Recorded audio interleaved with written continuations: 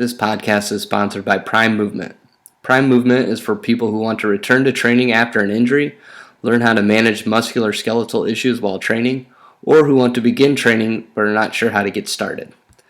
They provide a whole systems approach to care. You can work one-on-one for an hour with their clinicians to determine an individualized treatment plan that will get to the root cause of your pain or dysfunction, and then apply principles of both physical therapy and strength conditioning to build a stronger system to keep your issues from returning. For a free consultation, follow the link in the show notes and get one scheduled today. Hey, is this heaven? No, it's Iowa. From high school to international wrestling, on the mat and beyond, this is the Potentially Dangerous Podcast with the guys from IA Russell. If you're a fighter, you like a fight. If you're an American, you like a fight. If you're an Iowa Hawkeye, you know you're going to get a fight. Subscribe to our podcast on iTunes and all your podcast-friendly apps. And follow us on social media platforms at IA Russell. Time to strap it up and get to the show. Welcome back to the Potentially Dangerous Podcast. I'm your host, Ross Bartachek, and joining me on the program is Lars Underbakke. And today was the Iowa State duel, and there was such madness going on that we felt like we had to come on and record a podcast and talk about this duel that went down in Ames. So, Lars, the Hawkeyes came in. They were riding a 14-win series streak. We talked about it on our show last week about, we felt pretty confident Iowa was going to come away with the dual win, but and of course they did. But what did you think overall of the duel? Yeah, I thought there was definitely some great action. Other than maybe the first two matches were a little lopsided. Other than that, I felt like most of them were pretty good. Even like Shapiro was fighting hard to the end. He might not have been able to finish any shots, but he was getting after it at the end. I thought there was a lot of great matches. Definitely a couple that could have went the other way for Iowa State. Just didn't happen to fall that way. So, while the team score looks a little lopsided, I thought, Iowa State had some opportunities. They just got to find a way to capitalize on some of those. Absolutely. I think there was also a lot of indecision on what was going to happen with that lineup. We had 33-41, 84 for Iowa. I'm not sure. I can't. We talked through so many scenarios. I don't even know if what we said came to fruition really. But we can kind of go through this line by line here. That first match was Spencer Lee versus Alex Mackel. We kind of knew that'd be a good match. It was a major decision a year ago. But this year, Spencer kind of really blew things out. What did you see in that very first match that kicked things off? Yeah, Spencer just came out like a bull. He just got right after it, was going for near fall right away. And then they got into kind of a weird scramble, weird situation there at the end when Spencer got that last takedown, and then he kind of just almost sat back on him, So he got the danger call, got the takedown. And, Mackel stayed in there battling with him on it and ended up costing him another 4 near fall at the end for the tech fall. But, yeah, Spencer wasn't messing around. He was ready to set the tone, and he definitely did. Yeah, I watched that sequence a couple times, and I listened to Ironside and Grace, and it was funny because even, Ironside's words were, we're on the radio, we're trying to paint a picture for people listening. And I don't know how to describe that action with Spencer Lee, so I had to go back and watch it, and it was just, it's incredible. And the way they described it was Spencer got 4 near fall just with his leg, and that's one way to describe it, I guess. It almost reminded me of when he pinned Tomasello at Nationals, when Tomasello was holding his leg and he just kind of held him there. It was almost a similar situation to that. Obviously, he didn't get him flat, but he was kind of able to control that weird situation and, keep Mackel on his back in order to get the near fall. Great recall. So 17-2, there was that Mackel's points were a reversal. When Lee looked like, maybe he was going to be able to put Mackel away there on his back, and then just kind of Mackel slipped out and got around for the 2. So that was his only score, but overall that was obviously a pretty strong performance, and that led into 133 which I think the big news at that weight was Austin DeSanto was the guy they trotted out at 133. I mean, did they bring Teasdale? Do you know? Yeah, he was there and dressed. So they brought Teasdale. I know I saw Glenn in gear. So, I mean, they had essentially 3 33-pounders of the 14 guys you can travel. Yeah. So they had options, and they went with their All-American. He had obviously a dominating performance, but what did you see in that match from DeSanto? Yeah, I thought he looked great. We thought he looked great last week, wrestling 41. Same thing, his pace is just too much. But, one of the questions we had a small after last week, I know we talked about on the podcast was, can he score points? You know what I mean? We know this kid's tough. We know he's done lots of stuff, but is he going to have trouble scoring points? And it was kind of that same thing today. He got some escapes, but he didn't really ever threaten to generate any offense of his own.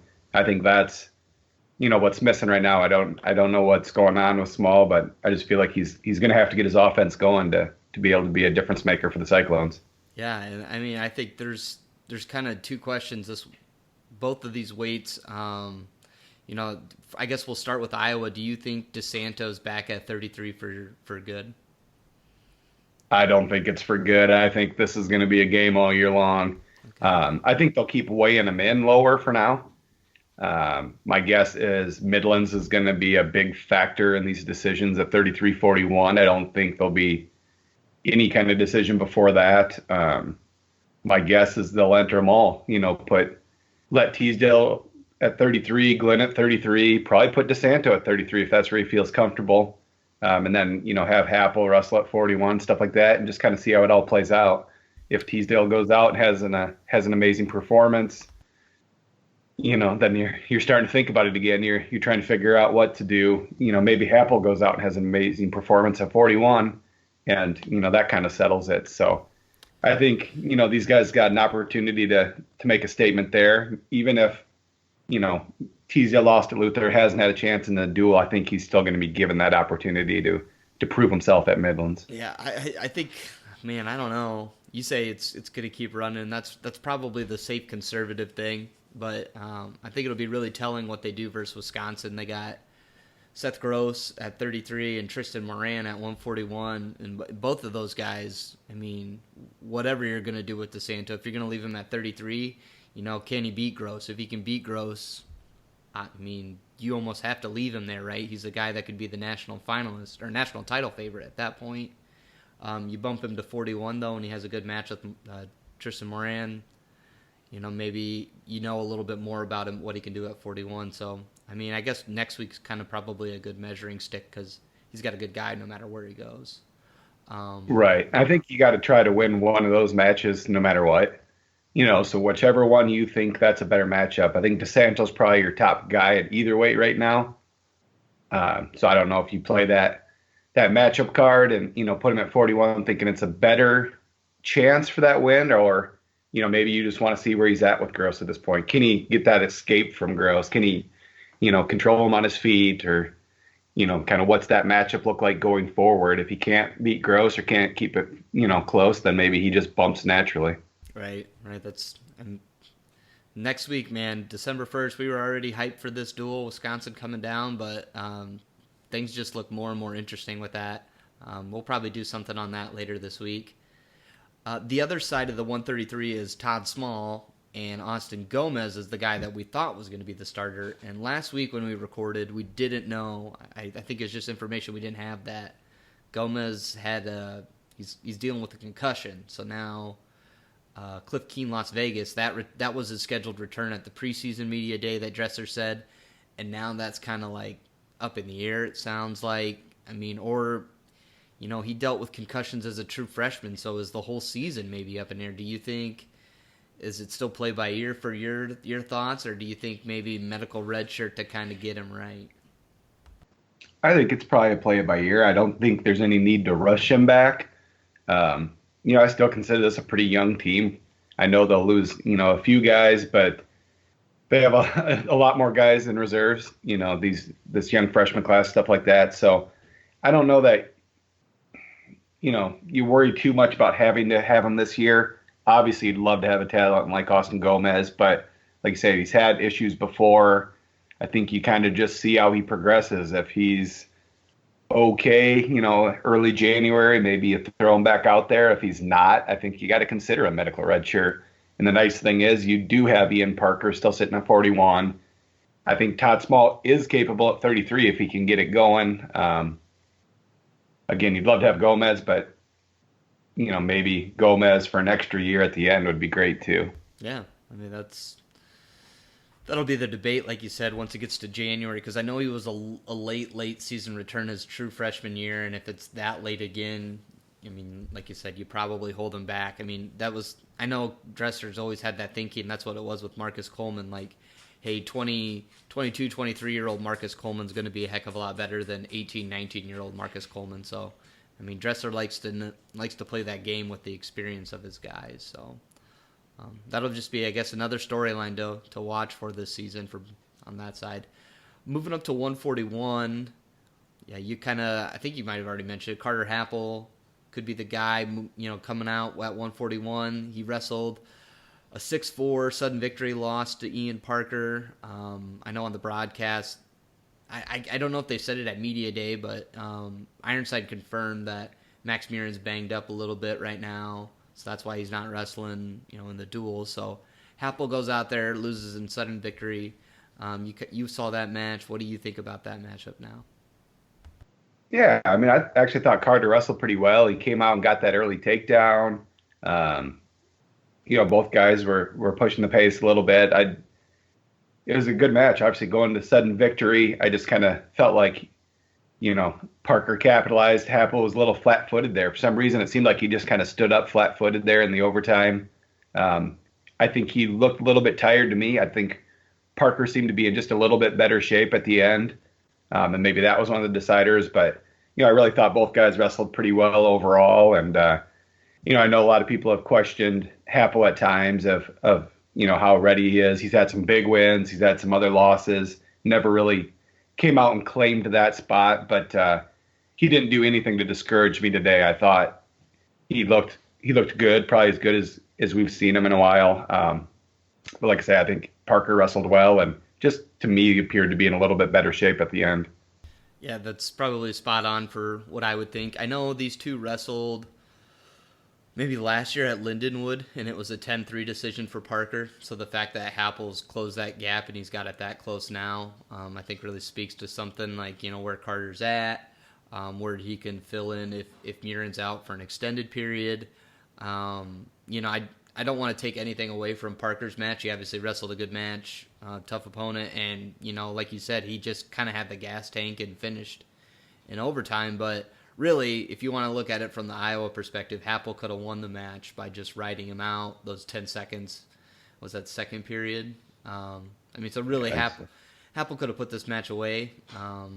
Definitely made it a lot harder for Parker to win. But and I think Parker's dealing with a little bit of an injury, the way it sounds too. I don't think it's anything too serious, but so a gutty performance from him as well. If there is an issue going on there, to be able to get that takedown and sudden victory after going through a tough match. He comes back to tie it, goes out and gets the win. So definitely a gutty performance there as well. Yeah, we think Parker's pretty tough. So Happel being right there with him, I think they're both probably on that same tier of where they're at.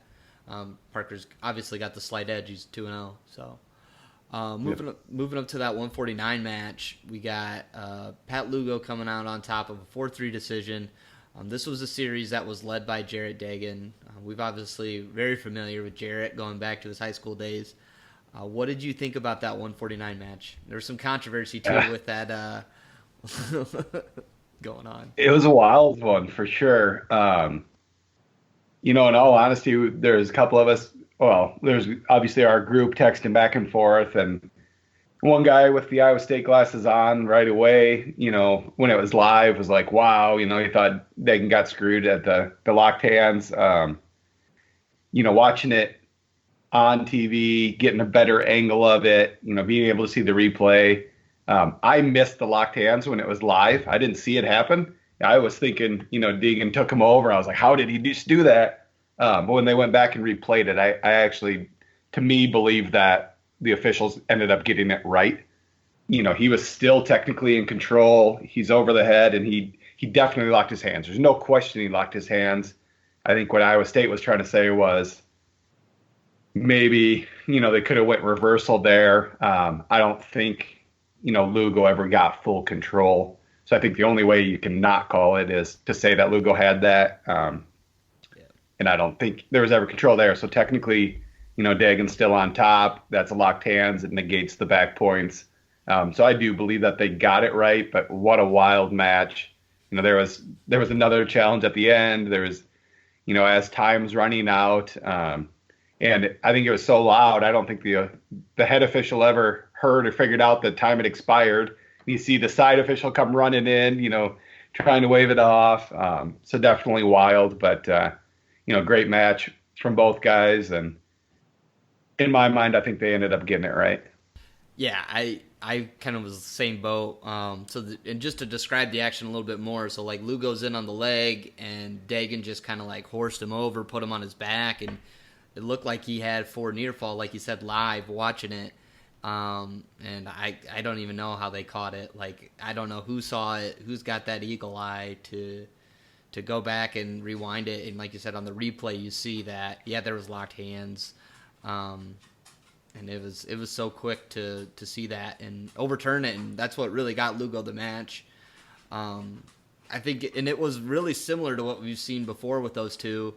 Lugo gets in on early, scores, goes up. Dagen's got to claw his way back out of the hole that he put himself in, and I thought it was really crazy because to me, Dagen really looked in control of that match. His ties, Lugo was just doing a really good job slipping out of those things. I was like, man, just one quick second and Dagen could have, really turned that match around. So, I mean, these two are a lot of fun to watch. Yeah, and what a contrast of body types and styles and everything else. Dagen's just so dangerous with that length. But yeah, from what I saw, it looked like what I was told, looked like the assistant official caught it right away. Had locked hands the whole time before, he took him over on the exposure. Let it continue just like he should, because maybe Lugo finishes that reversal there. He didn't. He stops it. He made the call. They went back and reviewed it and got it at that point. But yeah, wild match. I'd love to see it again. Hopefully we'll see it in the semifinals or something at NCAA. Yeah, just insane when those two meet. Wasn't as high scoring as before, but is equally entertaining as the 4-3 match that you could ask for. Moving up to 157 was the marquee match. You had David Carr, the freshman, going up against Caleb Young. This was a decision for David Carr. Did the match go anyway like you thought it would? I actually thought there'd be a little more scoring. Really till the end, there wasn't much of anything until that scramble at the end. I don't know. I thought, they were taking some shots. I don't felt like they were really committing to any shots early on. It was kind of just keeping that pressure. I know Carr's young. He hasn't had a lot of experience out there yet. Definitely hasn't wrestled in a duel like this, this kind of pressure or anything. So I don't know if that was part of it. Young's obviously pretty comfortable on his defense as well. So it was just kind of I felt like it was a little bit tight. But yeah, Carr to come out, get that cradle. And then even when he got the cradle, I felt like Young was in a decent position to hold it off. And Carr was able to roll it through and get the near fall as well. So exciting time for him. Big win for Carr. The whole deceiving ranking of, I think they had him 19th today. Right. Obviously, everybody knows he's a lot better than that. So it'll be interesting to see where they put him now. If he jumps all the way to 2, or if they just slide both guys down, or kind of how they treat that. But it really was a pretty good match. 6-1 again. Looks maybe just a little bit deceiving. It was a late 4 there, but good match. A huge win for David Carr. Yeah, I thought, Young's strength, his advantage would probably be the factor, and, credit Carr for, Young was in on a couple of decent attempts, and Carr was able to slip out of those. So, I thought that was really impressive to fight those off. And I think one of Carr's points there in the final period was a stall call, right? Is that right? Yeah. Yeah, so that's the other thing I was I just got done binging both duels, Iowa State and UNI, so I'm trying to remember details, but that was what kind of surprised me was Young, picking up some stallings and getting hit there. A little uncharacteristic of him. So you kind of talked about Lugo Dagan being an NCAA semifinal match. I'm kind of hoping that maybe this could be another one of those, semifinal, final matchups maybe down the road. Yeah, for sure. Hopefully an NCAA final. That would be more ideal. Moving up to 165, Alex Marinelli wrestled Chase Straw, and it was a 13-7 decision. Was there any real takeaways from that match? I think that one kind of went as expected, don't you think? Somewhat. I know we talked about that was one where we thought maybe bonus points could happen. Straw came out and got the first takedown.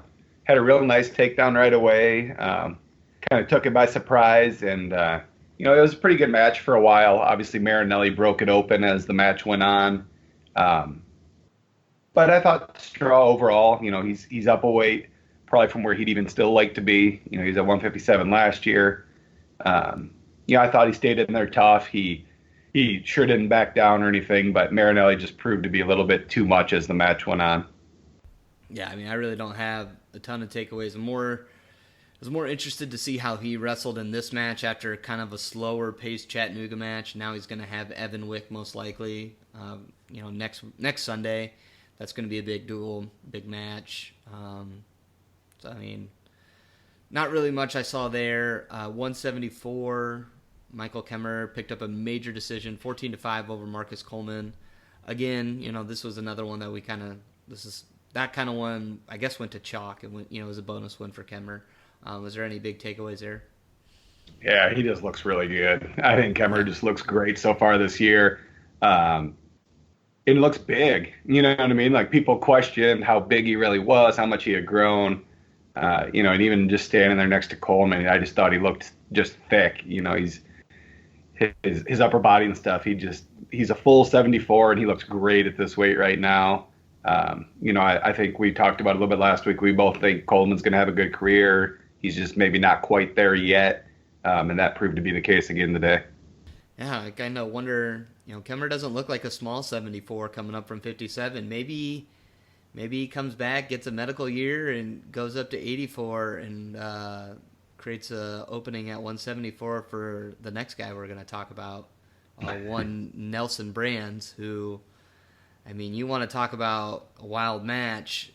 Nelson Brands comes out and defeats Sammy Colbray 4-3. What was, I don't know, where do you want to start on this match? That's got to be about the most exciting 1-to-1 regulation match I've watched in a long time. It's crazy to think that that's what it was at the end of regulation. Good match. That I thought there was a couple times when Brands had his leg that he kind of just was real hesitant. He thought maybe he'd get a little squished or something. He kind of just let it go.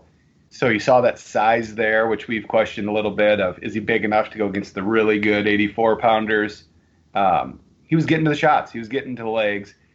He's just got to, find a way to maybe finish one or two more of those. And Colbray was, stayed solid, but I just felt like he didn't really get his offense going the way he should have. Late, he had a late flurry there, obviously, at the end. Got a stall call. I think Iowa State was hoping for another one, but I would have liked to seen a little bit more of that all match. And then the other part that was weird to me is I felt like he rode him pretty well. Right. In regulation. I thought maybe he'd try to ride him out, in that last overtime period. It would have still been tied, and they would have went to another minute. Instead, he just chooses to go neutral right away. It proved to not work. Hindsight's 20/20, but even as it happened, I think, I sent you guys all a text, and I said, is anybody surprised Colbray didn't try to ride him there? So, you can question it all you want, but just a fun match to watch. Yeah, I did not understand that decision at all, especially when you ride somebody, you can, if you do it right, you can take it out of them, right? And you're bigger, you're heavier than Nelson. You can put a tough ride on him and try and gas him out and do a flurry and sudden victory too. Or Nelson literally had maybe 10 seconds of riding time. So in the ultimate tie breaks, you can get out, and Colbray rode him for 50 seconds in the third period. So I mean, like, the advantages seem to be in Colbray's favor. So like you said, hindsight's 20/20, but I bet if they came in and wrestled another match, Colbray probably not making those same decisions. Regardless, I don't know what was kind of going through his mind to do the neutral start right away, but it seemed really odd. But yeah, and again, this way, we talked about it last week. It's like, do you throw Brands out there, and if he beats Colbray, like, how do you put Wilkie back in? He just beat a top 5 guy, being undersized. It's just a weird situation. But again, I think that's another way. Both guys probably go to Midlands, and maybe they sorted out a little bit there as well. Can Nelson do it match in, match out in a tournament setting like that? Being severely underweight, or at this point, do they just let Nelson grow a little bit? Put on a little bit more size. I don't know how that one plays out, but maybe they see each other in Midlands, or Wilkie makes a run and gets himself back in there. But right now, it sure seems to be Nelson's spot. Yeah, it's just madness. I mean, we're talking about a round of 12 finisher from a year ago. And he's weighing in at probably 176.5, like just bananas. So Nelson Brands, still fun to watch. Yeah. And the interview, did you see I think it was Cody Goodwin asked him at the press conference, what'd you see on that shot in overtime? And Nelson just looks at him and goes, I saw his legs. Yeah. It was just perfect Brands answer, right? He doesn't fall too far from the tree there. Yeah, I mean, back-to-back weeks, he knocks it out. I mean, he talked about peeing every 5 minutes. That really got me to chuckle. And then, like you said, I saw his legs. I'm like, if this kid isn't related to Tom and Terry, yeah, if he didn't look like him, you'd know for sure. Yeah. Just listen to him. Yeah, we're going to have to do like a smash cut of all his greatest hits. Right. That's something I should do. I should go pull all of his quotes from state tournament to now. So yeah, Nelson Brands, still fun to watch. 197, Jacob Warner wrestled an 11-2 major decision over Joel Shapiro. You kind of talked about how Joel wrestled in the opening. What did you think of that match? I mean, this is a little bit different than I saw it going myself. Yeah, to me, Shapiro looked a little gun shy. I think he wrestled hard, and at the end, he was taking shots. He was trying to come back as much as he could. He just, to me, doesn't seem to have the confidence we've seen him with, and that's hard. He's a redshirt freshman. He doesn't have a lot of experience yet. He's probably up a little bit in weight. I wouldn't consider him a full-size 97-pounder yet. Definitely not. But to me, he just seemed to not look real confident or comfortable yet. And Warner looked good. Obviously, Warner last week didn't have his best match. He's kind of had some off times, but today he looked good. He put the pressure on, and to me, just Shapiro wasn't ready or wasn't real confident that he was going to stay in that match, and I felt like that showed. Yeah, I mean, just kind of felt like this was coming in. This was going to be a match Warner's probably going to be able to control. I mean, he's got that experience he's wrestled at the World Tournament, and we think the world of Joel Shapiro, but I think you kind of hit the nail on the head. He's a young guy, and he's coming up from probably more of a true 84 coming in, and he's going to have to grow into 97. So there's going to be some growing pains there. Still a good match. Excited to see what he'll do this season. Moving up to 285, to close things out, we had Tony Cassiope versus Gannon Gremmel, and Cassiope, 6-0 decision for his first Cy-Hawk win. Didn't get a pin. He's probably really looking for that. But what did you think of the heavyweight match? Yeah, I mean, he really just controlled it. Tons of riding time. It was kind of a weird situation there where he was trying to pull out that wrist to get it on his back, but at the same time wasn't going to really take that risk. He had Gremmel on his side. He had that wrist with one hand, but every time he'd come out to the side to try to run it, Gremmel would start to come up. He'd really just lay back on him.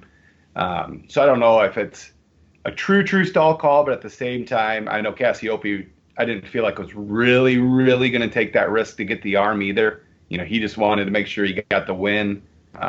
So kind of a little bit different scenario there. Grummel ended up on his hip a lot because of that. I didn't feel like he was stalling on the bottom either. It was just kind of a weird situation, kind of a weird spot. But Cassiope had a little scramble there. He had a little big man scramble, came out in the top, and looked pretty good on his feet. So overall, I thought Cassiope looked good and just kind of not a real exciting match. Like I said, just a lot of riding, but I think both these guys are going to be just fine. Yeah, it'll be interesting to see, as Cassiope gets more varsity matches in, if his confidence grows. I mean, he's obviously feeling pretty confident to say he's going for Iowa's all-time pin record, but off the mat and on the mat confidence is a little bit different. So, yeah, that'll be. Both heavyweights look pretty good. I don't know. We're looking forward to a strong season for both guys. So that was the Iowa State duel. Lars and I are going to put something together for the UNI Nebraska duel that went down in West Gym also. Hopefully we'll have some more content coming with the rankings previews, and we'll probably be back for a Wisconsin-Iowa preview podcast too. You think that works? Yeah, for sure. One other thing from the weekend for Iowa State, though. Did you see Broderson beat Abe Assad down in Lindenwood? Man. I thought that was one that definitely stood out a little bit as well. Transitive property does not apply in wrestling. Nope. Abe Assad beats Parker Keckstein of UNI in a close match. Keckstein, really had his way with Broderson. What was that, Harold Nichols? Yep. Because I couldn't believe that result. And then Broderson kind of had it wasn't close. It wasn't a tight match with Assad. So, yeah, that was very, very interesting. I don't know what to think of that. I think that'll be a fun matchup for years to come, but that one definitely stood out to me a little bit from this weekend as well. Yeah, so had to throw that in there. Yes, absolutely. So, all right, well, we'll be back with more dual recaps.